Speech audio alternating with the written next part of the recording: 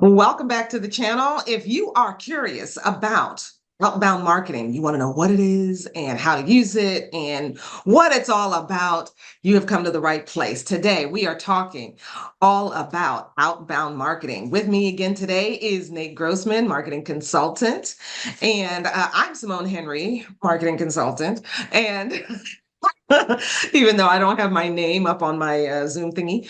But so today we're gonna, it's all about outbound marketing. What is it and how do we use it and how to make it work for us? Nate, where should we start? What is outbound marketing? Is that where we should start? Because a lot of It, people don't know. I mean, that's probably about as good as any place, really, you know. Always helps to have a definition so that we're all working from the same spot, I guess. Absolutely. So, so for me, I mean, it's just the meaning is inherent in the name, right? Out versus in, and so um, if you're outbound, then that means that you are uh, chasing people outside of your circle, right? You're going after them. Um, uh, they exist out there, and you are trying to find them and get your message to them so that hopefully they end up becoming a customer. It's the shortest, simplest version I can think of. See, when I first heard that, I thought, well, isn't posting on social media outbound marketing? Because you are posting and you are trying to get people to pay attention to what you have to offer. I What's the mean, difference between, it, outbound and what people do on social media? yeah, I mean, I think that there's some gray areas, you know, um, because yeah, for sure, if you're posting on social media, then I guess the main difference there is if you're posting on social media, you're not posting it to an individual specifically, right? Ah, And so this is in my mind how I'm imagining it. An outbound um approach would be like if you have the individual's email address, for example, through and you're going to do an outbound cold email um approach, for example. If you are posting to social media, however, you don't have that individual that you're targeting necessarily. You're creating content, and that content lives on your social media channel. And that gets into content marketing, which is related more closely to inbound marketing. So you put it out there, you create content that's helpful, valuable, that people want to read about and to use, put into action, and then just kind of wait until they come to you. you know, okay. um, So you're waiting for them to respond. You're putting out content. You may be advertising, TV, radio. You may be doing some um, lots of these different activities. But if you have to wait for them to come to you, and you don't have their contact information to speak to them directly, that is more inbound marketing. But if you have their contact information and you can speak to them directly, then that's more outbound marketing. well, yeah.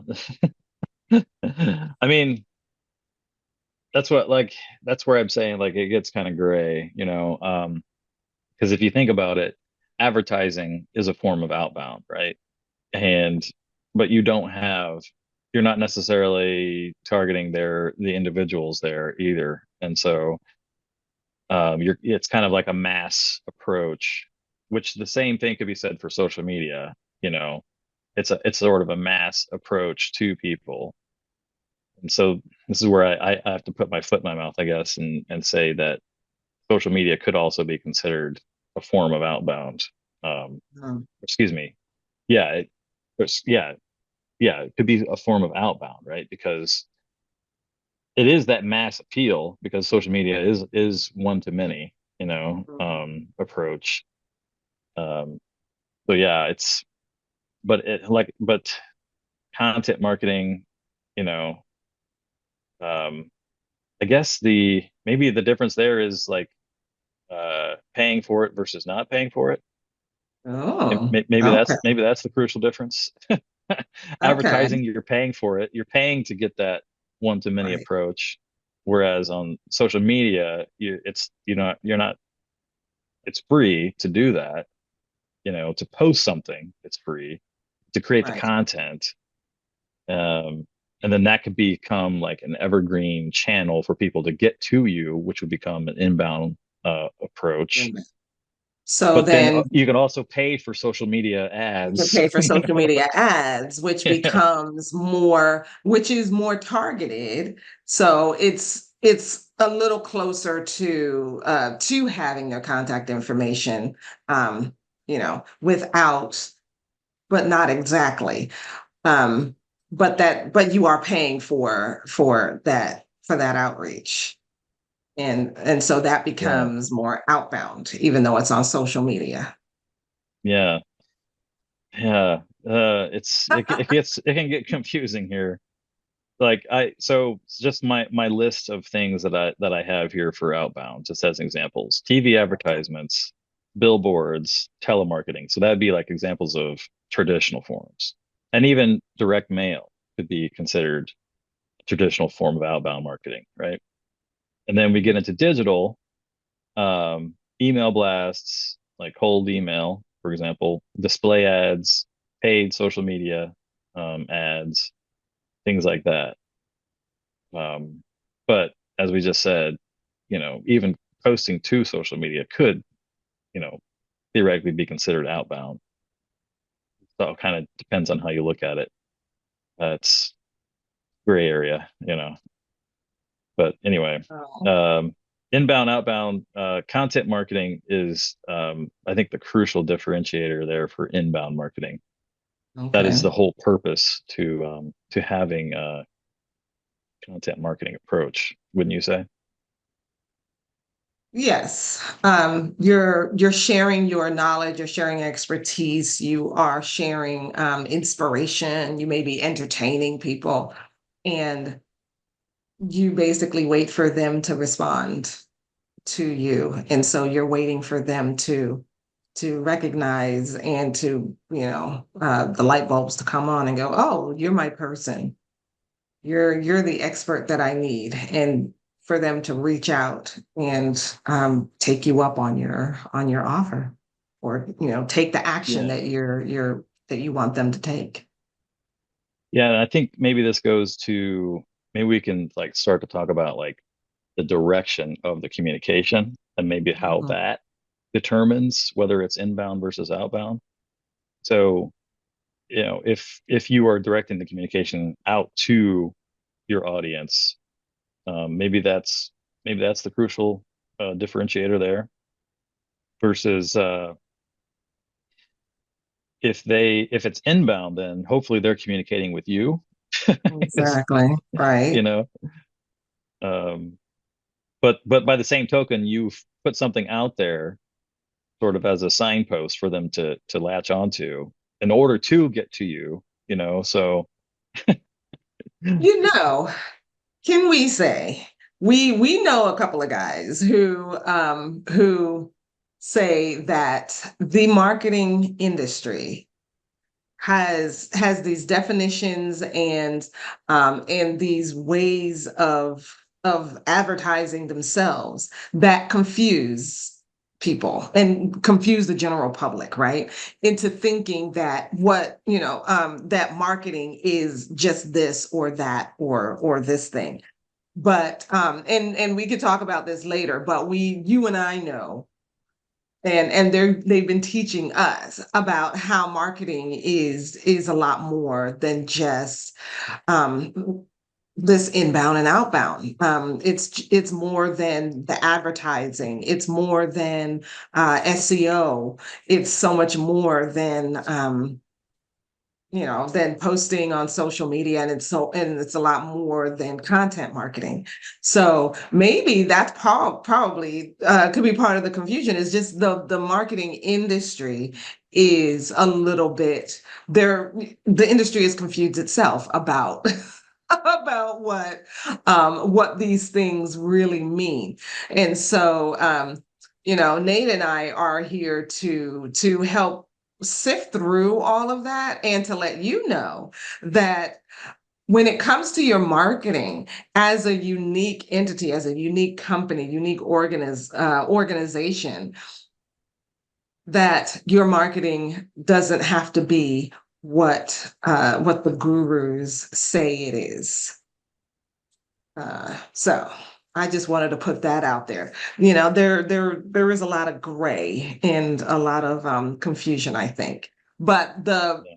but the purpose, what is the purpose of outbound marketing really? When we think about when we advertise, when we're paying for advertising, when we're doing cold emails, when we're, all the different things that we do, the whole point is to reach people, to make them aware that we're here, to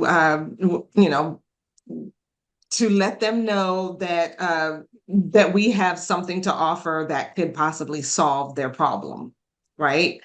And so there are different techniques. So you mentioned several techniques of outbound marketing. What other techniques are there? Well, I mean, there's I think we've pretty much covered the main ones. Um, I think like outbound tends to be more. Let's how about we talk a little bit about the strengths versus weaknesses, Okay. a little bit. Okay. Um, like for example, when it comes to outbound marketing, a lot of small businesses find that they're spending a lot of money and getting little ROI for what they're putting into it, you know. And I guess the question is, well, how can we maximize the ROI on that effort? And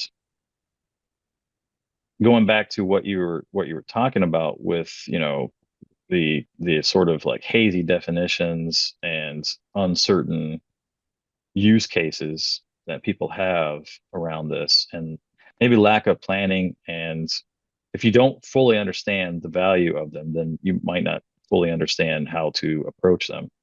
Mhm. Um, and And how it fits in your overall marketing plan, you know. yeah, and I think a crucial thing here that's going to help with your ROI is getting that targeting and personalization, making sure that what you are saying in your outreach is appealing to your audience. And that means that you have tested your messaging beforehand. You've done there's a lot of footwork and a lot of groundwork that needs to be done before you actually get to the stage where you're ready to pay for ads and outbound marketing in order to make it effective. This is with the crucial step I think that a lot of businesses overlook. They're not considering the fact that they have to attach their messaging to, like, they have to create the bridge between who they are, what they have to offer, and their ideal customers. And there's a lot of work involved there. Okay. Uh, So I did have somebody ask me on Facebook, asked me about, asked me to talk about the issues dealing with outbound marketing. And specifically, he wanted to know, and I'm assuming he didn't really go into details, but I'm assuming he's not having a lot of traction with LinkedIn outreach and email outreach. And so, would you say that a lot of that is possibly because of the messaging, that the messaging could be off? It's almost certainly what's going on. If you haven't tested the message, if you haven't approached your actual customer and actually asked them and done research to find out if what you are saying appeals to them, then you're basically just playing guesswork.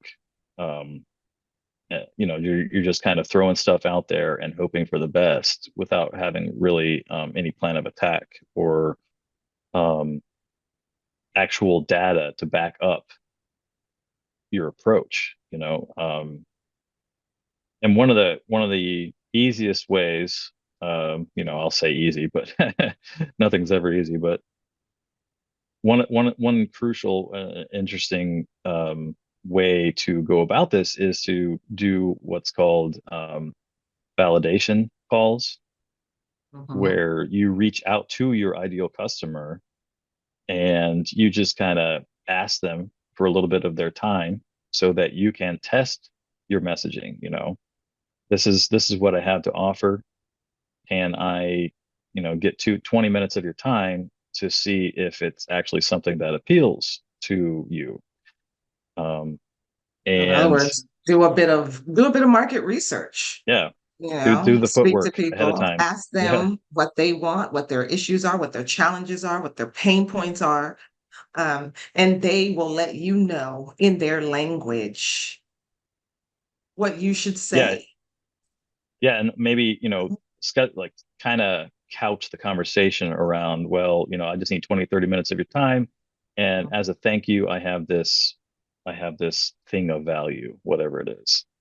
And so what I'm using is, for example, a LinkedIn optimization, LinkedIn profile optimization document that gives tips and tricks on how to optimize your LinkedIn profile. And, it's something valuable. I make it once and I can give it out to people for free, no problem. Um, they give me 20 minutes at a time and I help them improve their LinkedIn profile. So, Absolutely. Absolutely. yeah. So that's fantastic. So, so that could be part of the one of the biggest reasons why your outbound marketing is not working. Uh, so where should we go from here? So we talked about the issues. We talked about like what types of tactics you could use for outbound marketing.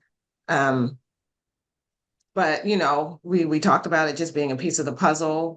What else have you got? Like, Well, I think there's some other issues that people okay, often find with outbound. okay, Um, for example, they have difficulty measuring the effectiveness of their mm, outbound. And um, I guess, marketing analytics tools can come into play here and be very useful.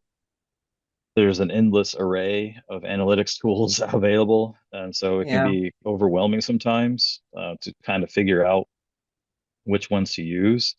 And some of them, you know, more or less effective depending on the situation and what you're trying to accomplish. You know, if, for example, you are doing an email outreach campaign, for example, oftentimes the CRM or whatever the email platform that you're using has analytics built into it that can show you the open rates and the click-through rates and things like that. And there are certain benchmark benchmarks that you kind of want to aim for with when it comes to email marketing. And it can be dependent on the industry, but generally speaking, an open rate of 30 to 40% is considered pretty good.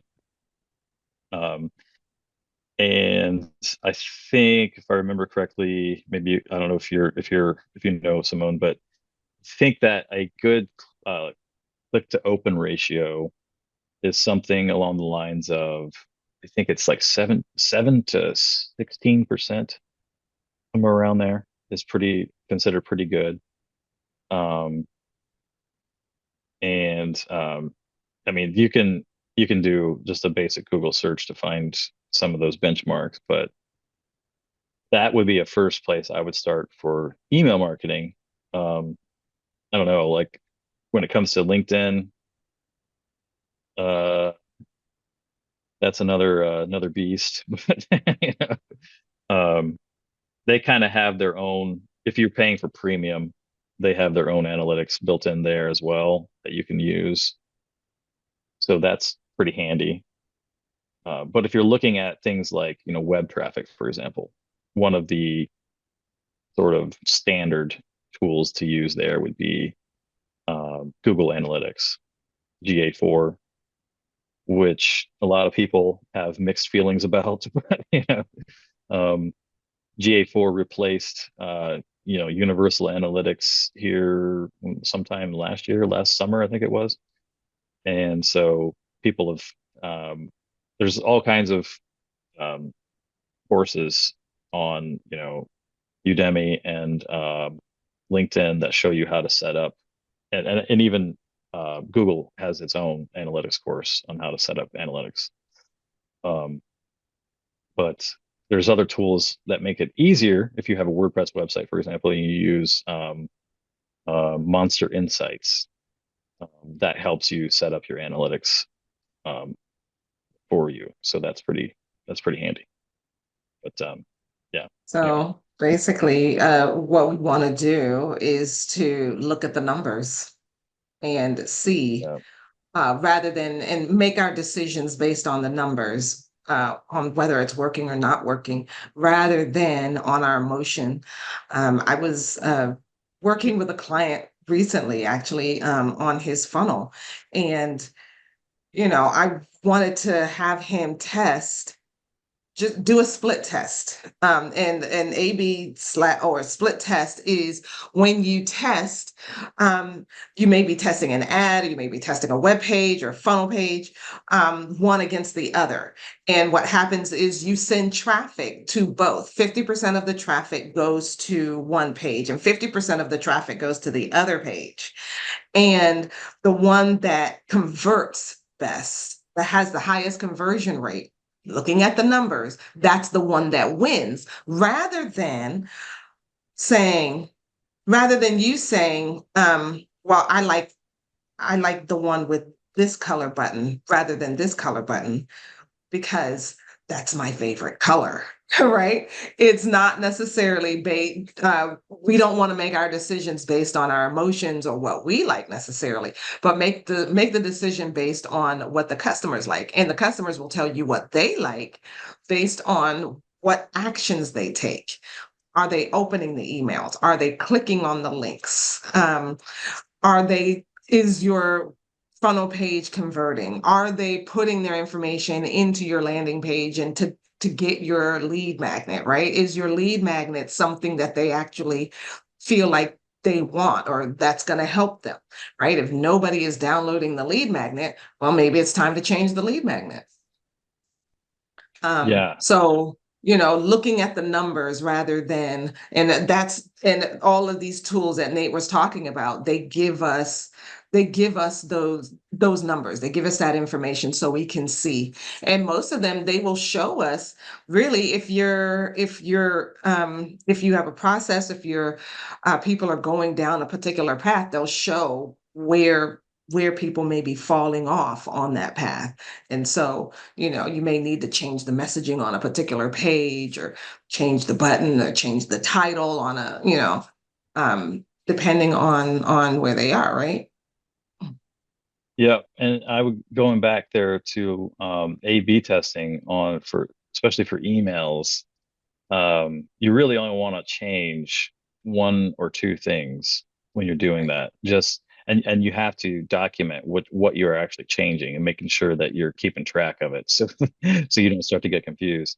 But the Why two you need a things that marketing people, consultant, people, because you're probably yeah, not going to do this, right? You're busy running your business. This is why you need a marketing consultant. We help you with this kind of stuff. Okay, go the ahead, Nate. the two things that people that you want to test on emails are the subject line and internal links. And the subject line is crucial. There's a whole science out there about this, and there's this can be this could start a hotly contested debate. But you know, from what I understand, Beehive is one of the famous uh, um, e-newsletter creator platforms, right, out there. They do a market research uh,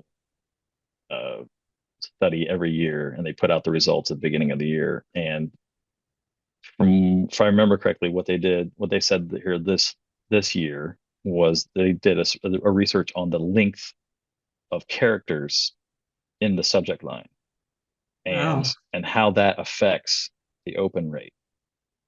And so they found that anything more than 45 characters total, including spaces, there's a dramatic fall off in the open rate of an email, for example.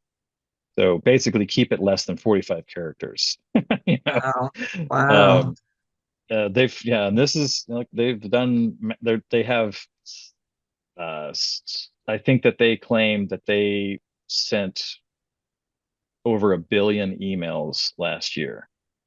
So this is Oh, from extensive yeah, research that's and a good sample study. size. Yeah, Billion emails. That's a good sample yeah, size.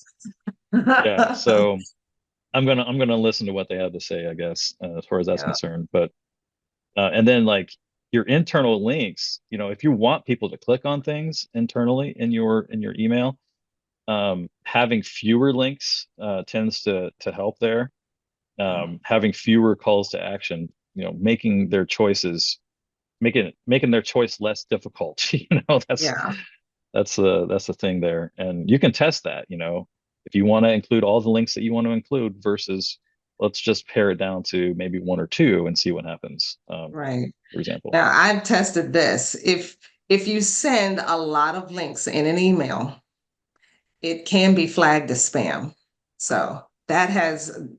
that has happened to me because, Yeah. I didn't have my whole portfolio on a web page or something, and somebody Yeah. wanted to know, like, what did you do? What have you designed? And I sent them a bunch of links, and it just kept bouncing back as spam. Oh yeah.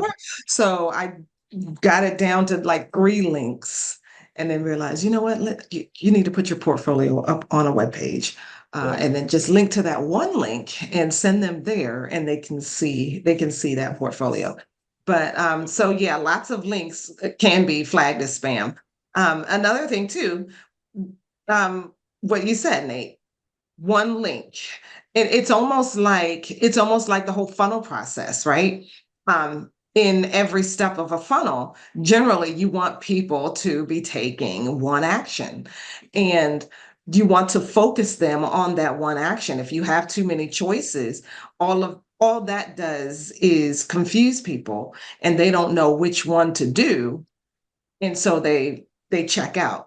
You don't want them to check out. You want them to, either go this way or this way. So most of the time, in especially like in my in emails where I'm trying to to get them to take an action, get them to complete a sale or go to my website or do something, I usually just include the one link, and maybe that one link a couple of times, or set it off where it's separate from the paragraph. It may be a button, it may be just on a line by itself and it's bold, so that they know this is a link that you click, and it draws the eye directly to that. So yeah, So it's anytime you can reduce friction and make it easier for them to make a decision, it's going to vastly improve the outcomes that you're looking for, and it's going to make your absolutely, reader appreciate you a lot more. So, you know, absolutely, absolutely. We want to um, avoid the airport terminal sized, you know, what do you call it? The cereal aisle with all the cereal boxes, and I don't know which one to pick, right? exactly what I was You thinking. know, Decision fatigue. This is a real thing. Decision exactly. fatigue. And Yeah. there are certain people, companies, brands that put this to their use, knowing that basically you won't have the willpower to make the decision every time you go in there because you're overwhelmed by your choices. It's just easier to choose the brand that you see most often in that case. Yeah. So that's why they just litter the shelves with all these different variations, occupying as much space as they can, and it's a real thing. It's a Can be overwhelming. Absolutely. Absolutely. there was So, a real quick anecdote. There's a guy. mm, I used to work in international sales, and one of our visitors from Saudi Arabia came over and was absolutely blown away by the choices of cheese that was available in the dairy aisle, and so they um, they really had a fit about that, and that was the one thing that they always brought up whenever we visited them again. Like the cheese choices. yeah, you Anyway, don't want to do that to your prospects. yeah, Um, Usually just the one choice, yes or no. And yeah, we don't want to overwhelm them. They say a confused mind does not buy. You want it's people true. to buy, Yep, so you don't want to confuse them, and exactly. get them all busy.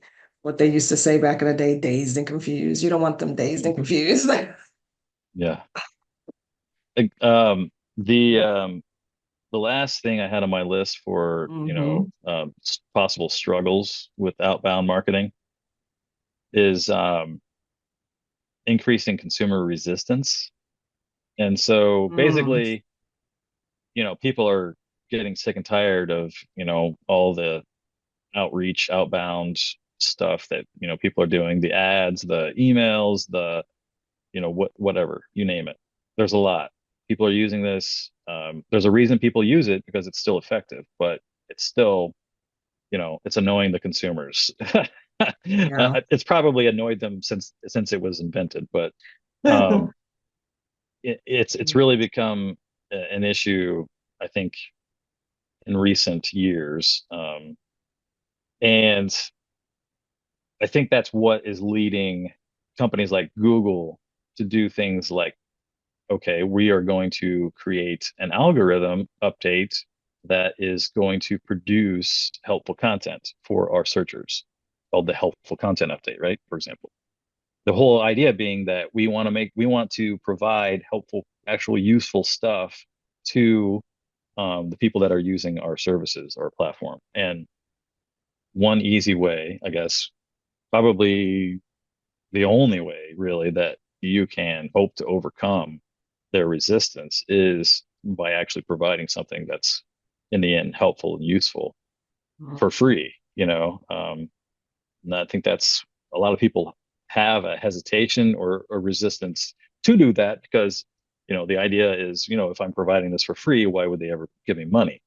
But it's kind of like a counterintuitive It's thing. counterintuitive, right? Yeah. It's really doubling down on the content marketing idea that if I give you all this great stuff for free, the psychology in your head says, thank you so much for giving me, for helping me, and for giving me all this stuff. And even sometimes, what you give out for free, they use it, actually improves their lives or their business. And then they come back to you and say, hey, what can I do for you? Or if you're giving such great stuff away for free, what if I paid for your service or your product?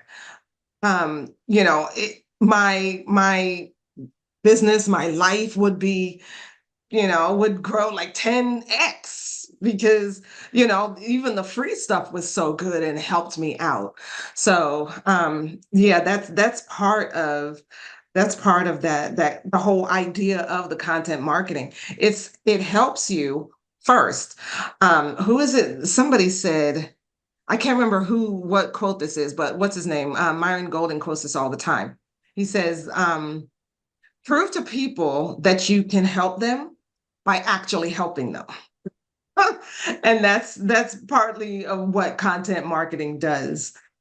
And in that way, so rather than just coming at them and saying, hey, buy my stuff, buy my stuff, buy my stuff, I help you first, and then I prove in helping you, I prove to you that yes, I can help you. Yeah, and there's this thing called the reciprocity bias, where if you are giving something to somebody, they feel obligated to give you something in return. So the idea here, and I think Alex Hormozy talks about this, you have to give more for free than they could get if they paid you. And it's almost like this this point where you've given so much, people are like, okay, take my money. It's like, I I can't stand it anymore, like, Exactly, right? You get them to a point where they're like, okay, what do you take? Credit card, cash? What do you take? yeah, I'm giving you my yeah, money, you know, yeah, um, which is a great place to be. yeah, Which is a yeah. great place to be because that means that you proved that you can actually help them. hmm And you have something of value, and they know that, and so Yeah, you know why not? They feel obligated to give you something in return since you've helped them. So absolutely. I think another thing too is that targeting. Your targeting has to be really good if you're doing outbound. If you're not necessarily relying as heavily on your content, but you're relying on reaching out to people, maybe the content on the after you've reached out to them, like say with the cold outreach. So I spoke about this on our last video.